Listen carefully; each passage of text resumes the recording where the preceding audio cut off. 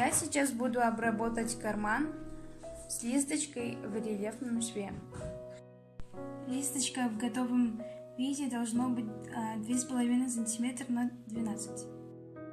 Листочка получается длина 12 см. На шов даем 0,5-0,7 см. На длину листочки 1 см. Если изгиб вот так сложить, то у нас получится листочка шириной 2,5 см, длиной 12 см. На изнаночную сторону листочки закрепляю флизелем. Сложить деталь листочки лицевой стороны вовнутрь. Обтачать короткие срезы на 0,7 мм. Выворачиваем на лицевую сторону и выправляем углы. Выворачивала на лицевую сторону и выправляла углы. Изнаночную сторону косыми стежками выметываем. На изнаночную сторону образуем кат 0,1-0,2 мм, чтобы из изнаночной стороны не выглядывала с лицевой стороны.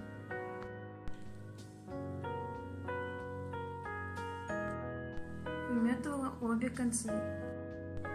С изнаночной стороны листочку проутюжить через проутяжельник. На подкладочной ткани вырезала 2 подкладки кармана. Даем на шов 1 см сверху и снизу. Соединить листочку с верхней частью подкладки. Изнаночную сторону укладываем на лицевую сторону верхней подкладки кармана. Совмещаем растечки центр детали, закалываем их булавками.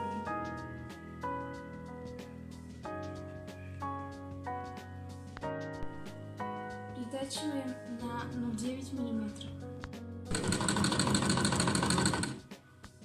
Заготовленную листочку с верхней подкладкой кармана приметать к верхнему основную деталь. Закрепляем булавками. Притачиваем на ширину шва 1 см.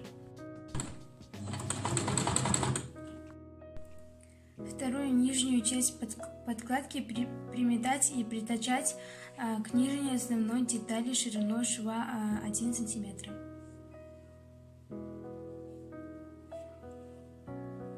Закалываем.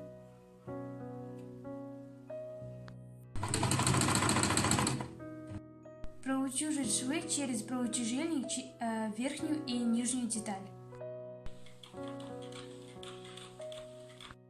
Шов притачивания заутюжить в сторону подкладки кармана. Подкладки кармана верхнюю и нижнюю сложить с лицевую сторону, уравнивать срезы и заколоть булавками. И стачать на ширину шва 1 см.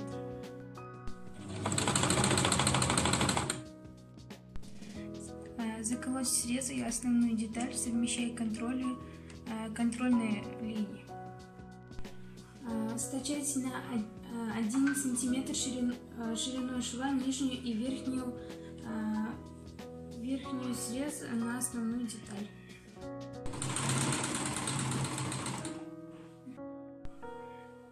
Приутюжить швы вначале на ребро, после заутюжить на верхнюю часть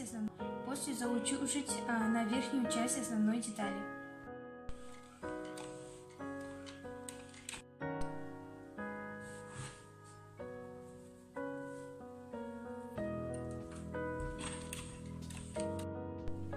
Пометочные нитки временного назначения удаляем. На концах листочки продолжить прямую отделочную строчку, выполняя закрепку.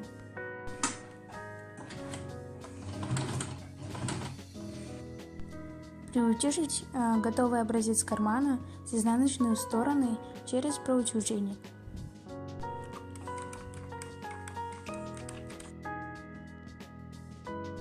карман готов.